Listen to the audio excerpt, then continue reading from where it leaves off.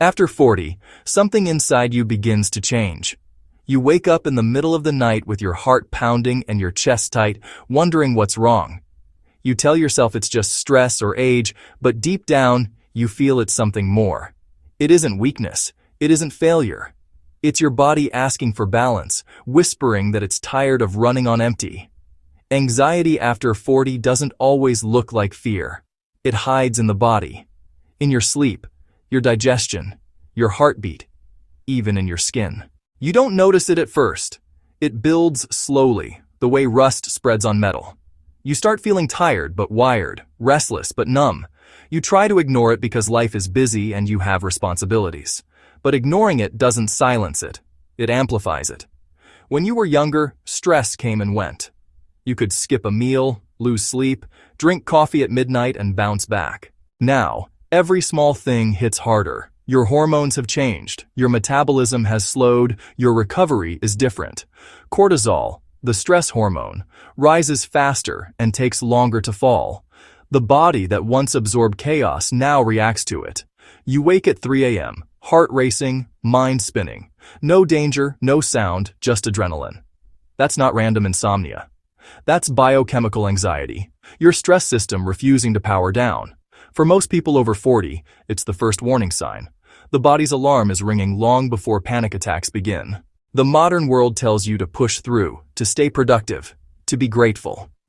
But the body doesn't speak that language. It speaks through symptoms: tight chest, shallow breath, restless sleep, headaches, irritability, sudden tears. Those are messages, not malfunctions.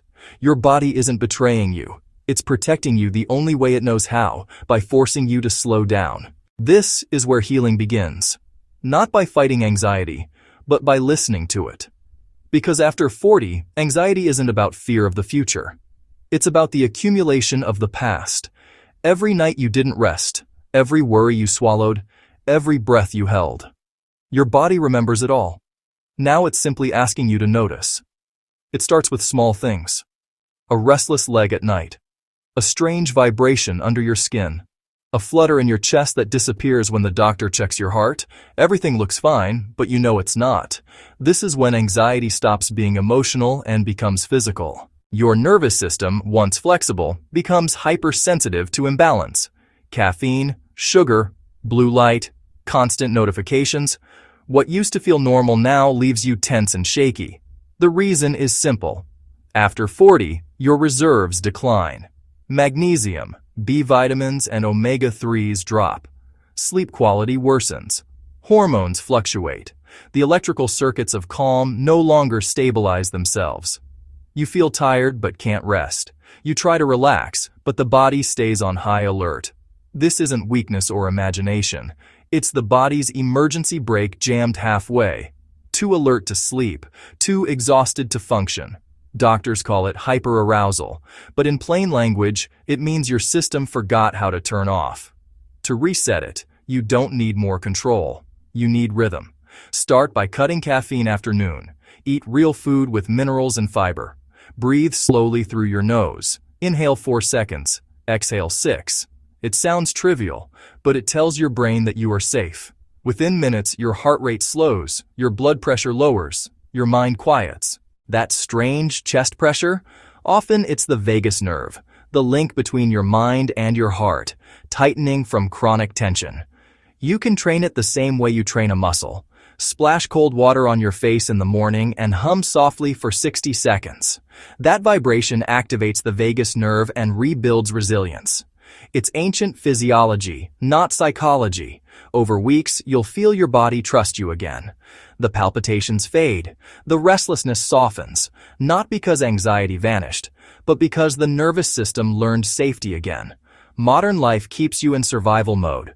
Recovery is simply reteaching your body what calm feels like. You don't force peace. You practice it until it becomes normal again.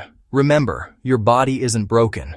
It's reacting exactly as it should to a world that never pauses. Your job isn't to silence it, it's to give it permission to rest. Few people realize that so much of what we call anxiety actually begins in the gut. We have phrases for it woven into our language. A gut feeling, a sinking stomach, That feeling of butterflies before a big event. These aren't just poetic metaphors. They are literal descriptions of a profound biological connection. That uneasy stomach before a meeting, the bloating that seems to appear from nowhere at night, the cramps that arrive without a clear reason, those are not coincidences. They are direct signals from your enteric nervous system, a complex web of neurons lining your digestive tract so extensive that scientists have nicknamed it your second brain. This second brain doesn't think in words or images, but in sensations. It communicates with your primary brain through a constant, bidirectional flow of information along the vagus nerve. When your gut is unsettled, it sends alarm signals upward, and your brain interprets them as anxiety, worry, or dread. Especially after 40, this delicate communication system can become easily dysregulated. The microbiome, the vast, intricate ecosystem of bacteria living in your gut, undergoes significant changes.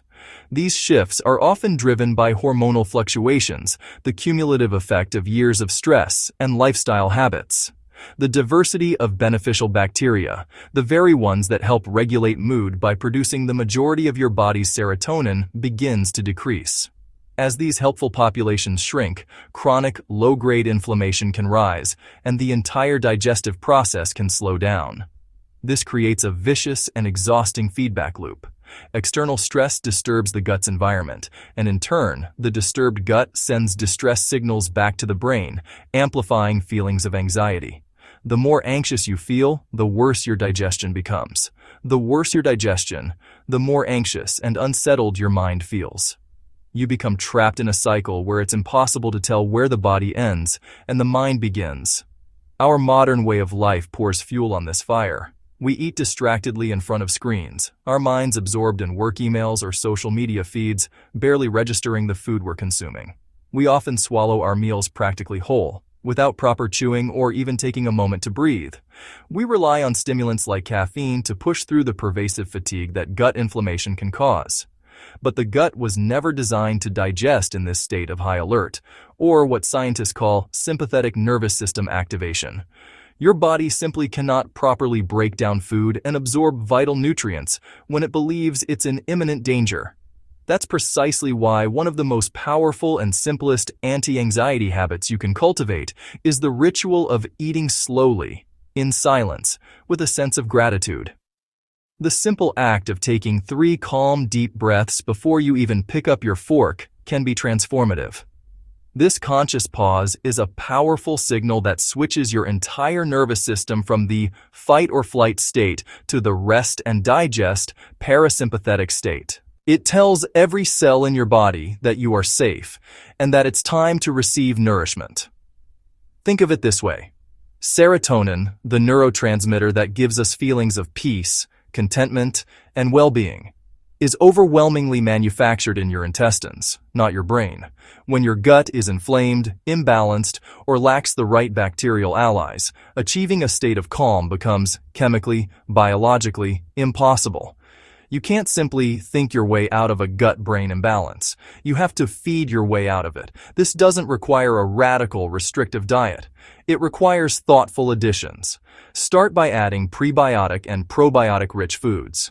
Prebiotics are the fiber that feeds your good bacteria. Think leafy greens, oats, onions, garlic, and flaxseed.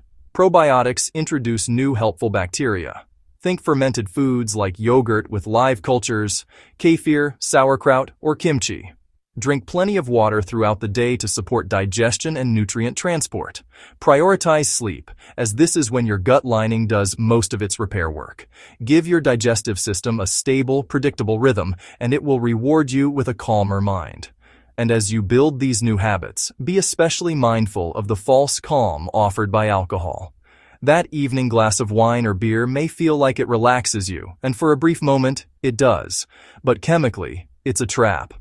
Alcohol disrupts your gut microbiome, irritates the intestinal lining, and spikes your cortisol levels a few hours later, often waking you in the middle of the night with a racing heart. The result is that the next morning, your baseline anxiety rebounds, often stronger than before. You are left feeling more depleted and more on edge, reaching for the same solution that caused the problem. The goal here is not about forced abstinence, but about compassionate awareness. Notice the cycle. Understand the true cost of that temporary relief. Begin to replace that evening ritual with one that genuinely soothes your nervous system. Try a warm cup of chamomile or lavender tea. Put on some slow, ambient music. Do a few gentle stretches. Or simply step outside for a short walk under the moon, breathing in the cool night air. The gut and the brain are in a constant, intimate conversation. When one shouts in distress, the other trembles in response. They are not separate entities. They are two ends of a single, integrated axis of well-being. Healing anxiety, especially after 40, means consciously restoring the quality of this dialogue. It's about gently and consistently teaching your body that nourishment and safety belong together again. Every calm, undistracted meal becomes a form of therapy for your nervous system. Every mindful bite is a vote for stability. Every deep breath before you eat is a powerful signal to the trillions of cells in your body that peace is allowed, that it is safe to rest. You can no longer afford to separate your mental and physical health.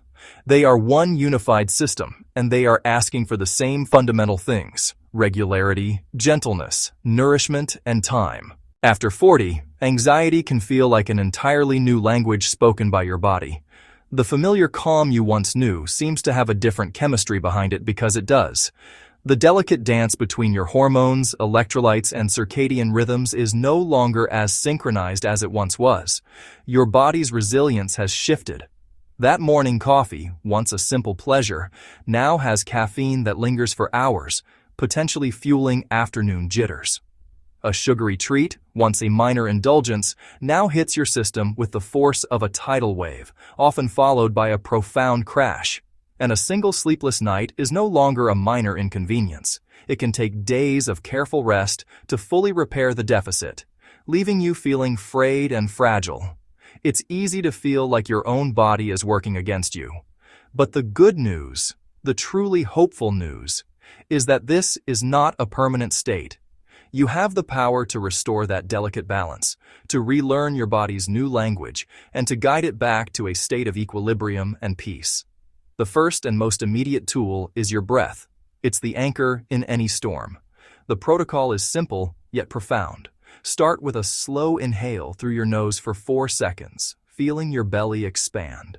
Then, a long, gentle exhale through your mouth for 6 seconds.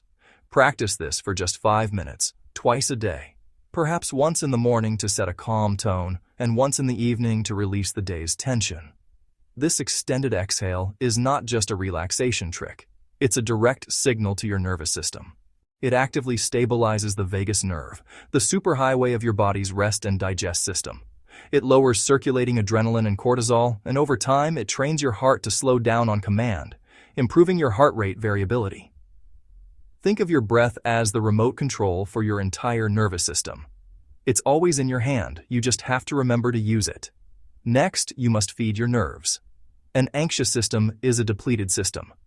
Most adults struggling with anxiety are not short on willpower or discipline. They are critically short on the foundational nutrients that build resilience. Key players include magnesium, the body's great relaxer, omega-3 fatty acids, which support brain health, and simple, consistent hydration.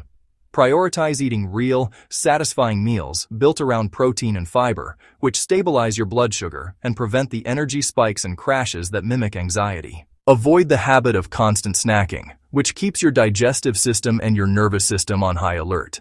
And make this one simple, non-negotiable change. Drink a full glass of water before your first cup of coffee.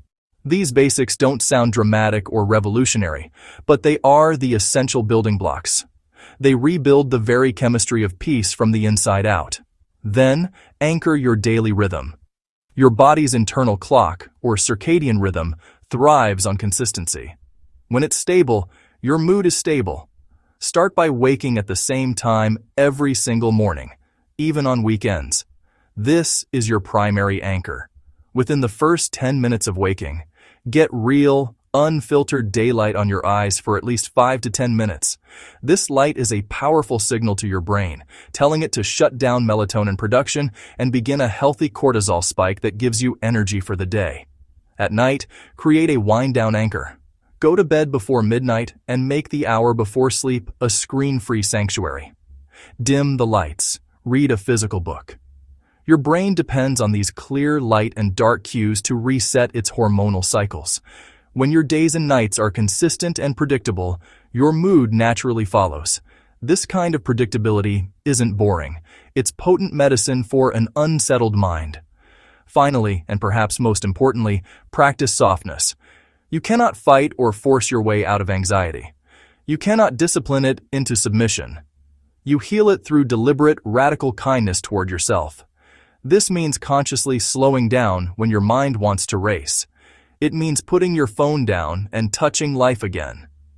Feel the texture of cool grass under your hands. Give the people you love a hug that lasts a few seconds longer than usual. Put on a piece of music and just listen, without folding laundry or checking emails. This intentional stillness isn't laziness. It is a vital act of recovery. It's a message to your body that you are safe, that the threat has passed. When you finally give yourself unconditional permission to rest, your body stops screaming for it. It learns to trust you again.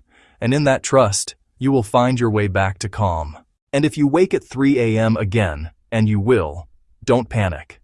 It's the witching hour for a reason.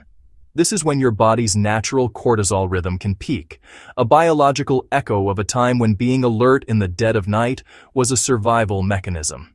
Your heart might be pounding, a strange electric hum under your skin. The first instinct is to fight it, to figure it out, to find a distraction. The first instinct is to reach for your phone. Resist this. That blue light is a signal to your brain that the day has begun, pouring fuel on the fire of your already activated nervous system. Instead, just lie there. Do nothing. Let the darkness hold you. Just breathe. Feel the sheets against your skin, the weight of the blanket on your body. Whisper to your body, to that primal part of you that has sounded the alarm. We're safe. It's just a wave. We can ride this. Within minutes, the wave will crest, and then it will pass. This is the practice. Calm isn't the absence of anxiety. It's the ability to stay steady while life moves around you, and even through you. It's learning to be the anchor, not the storm. As the initial surge softens, you can go deeper. This is not about forcing sleep. It's about cultivating rest. Begin a simple body scan. Start with your toes. Can you feel them? Wiggle them gently. Thank them for carrying you through the day. Move your awareness up to your feet, your ankles. Are they tense? Consciously ask them to soften. Move slowly up through your calves, your knees, your thighs, releasing tension as you go. This isn't a task to complete. It's an act of gentle noticing. By the time you reach your hips, your stomach, your chest, you are sending a powerful message of safety throughout your entire system. You are re-inhabiting your body, not as a problem to be solved, but as a home to be cared for. If your mind wanders, and it will, gently guide it back to the part of the body you were focused on. No judgment, just a quiet return. This is an act of profound self-kindness. Now bring your attention to your breath. Don't try to change it at first, just notice it. Notice the cool air entering your nostrils, the gentle rise of your chest or belly. Then, begin to guide it. Try a simple count. Inhale for 4 and exhale for 6. The slightly longer exhale is key. It stimulates the vagus nerve, the body's own braking system. Inhale. 2, 3, 4. Exhale. 2, 3, 4, 5, 6. Imagine the out-breath carrying away the static, the tension, the worry. Imagine the in-breath bringing in quiet, calm, and ease.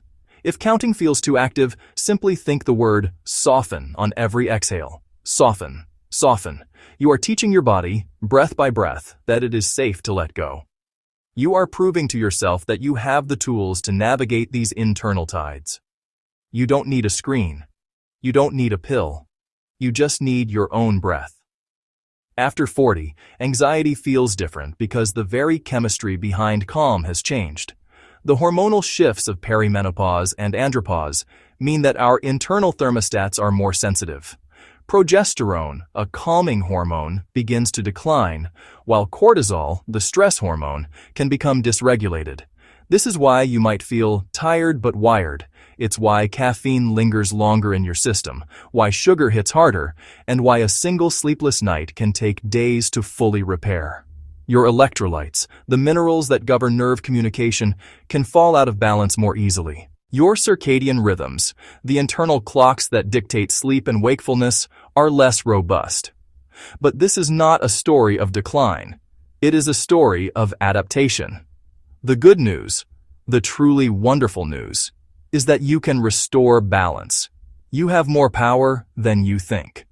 The work you do in the dead of night is supported by the rhythms you build during the day. Start with breath, but don't leave it in the bedroom. Practice your 4-6 breathing twice a day for 5 minutes. Do it before your morning coffee. Do it in your car before you walk into the office. This practice stabilizes the vagus nerve, lowers your baseline level of adrenaline, and trains your heart to slow down on command. Think of it as building a muscle. The more you practice when you're calm, the more accessible that state will be when you're anxious. Your breath is the remote control for your nervous system. You just have to remember to pick it up and use it. Next, feed your nerves. So many anxious adults are not short on willpower. They are critically short on magnesium, omega-3s, and simple hydration. Magnesium is the great relaxer, involved in over 300 biochemical reactions, including calming the nervous system. Omega-3s are crucial for brain health and reducing inflammation, and dehydration is a direct physical stressor. So eat real meals with protein and fiber to stabilize your blood sugar, not constant snacks that send it on a roller coaster. Drink a full glass of water before you even think about coffee. These basics don't sound dramatic or revolutionary, but they are. They rebuild the very chemistry of peace from the inside out. Then anchor your rhythm. Your brain is desperate for predictability. Wake at the same time every single morning, even on weekends. Before you look at a screen, get real daylight on your eyes for 10 minutes. This simple act is the most powerful signal you can send to your brain to reset your cortisol and melatonin clocks for the entire day. It tells your body, this is morning. It is time to be alert. In the evening, create a landing strip for sleep. Dim the lights. Turn off screens an hour before bed. Go to bed before midnight. Your brain depends on these light and dark cues. When your days and nights are consistent, your mood follows. Predictability isn't boring. It's potent medicine. Finally, practice softness. You cannot discipline or force your way out of anxiety. You heal it through deliberate, radical kindness. Slow down your movements. Touch life again. Feel the texture of the grass under your hands, the warmth of a mug, the fabric of your clothes. Give a real hug to the people you love, one that lasts more than 3 seconds. Listen to a piece of music without multitasking, letting it wash over you. Stillness isn't laziness. It's essential recovery. When you finally give yourself permission to rest, your body stops screaming for it. So be gentle. This anxiety after 40 isn't a punishment. It's an invitation. Your body is asking for a new level of rhythm, nourishment, and care.